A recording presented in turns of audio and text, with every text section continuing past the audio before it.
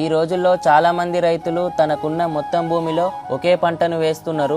ఒకే పంటను వేయడం వల్ల చాలా నష్టాలున్నాయి. వాతావరణం అనుకూలించకపోతే పంట వండకపోవచ్చు. ఒకవేళ మంచిగా వండినా మార్కెట్ల గిట్టుబాటు ధర రాకపోవచ్చు. కాబట్టి ఉన్న కొద్ది భూమిలోనైనా చిన్న సన్నకారు రైతులైతే కొద్దిగా పసుపు, మొక్కజొన్న, కందులు, పెసర్లు, బబ్బెర్లు, కూరగాయ పంటలు వేసుకుంటే చాలా మంచిది. కూరగాయలైతే తమ ఇంటి అవసరాల కోసమైనా వేసుకోవాలి. ఇలా చేయడం వల్ల డబ్బులు చాలా సేవ్ అవుతాయి. మేము మా ఇంటి దగ్గర ఉన్న కొద్దిపాటి భూమిలో బెండ, వంగ, అలసందలు, కాకెర, బీర పెట్టుకున్నాము. ఈ బీర చెట్లు నాటి 25 రోజులైతుంది. తీగజాతి మొక్కల కోసము ఖచ్చితంగా పాదులు వేసుకోవాల్సి ఉంటుంది. మేమైతే పాదుల కోసము కనక బొంగులను అడ్డంగా కడుతున్నాము. బీరకాయలకి మార్కెట్లో చాలా డిమాండ్ ఉంది. ఎందుకంటే ఆరోగ్యానికి బీరకాయలు చాలా మంచివి. ఇవి తినడం వల్ల షుగర్ పేషెంట్లకి షుగర్ కంట్రోల్లో ఉంటుంది. బరువు తగ్గుటకు ఉపయోగపడుతుంది.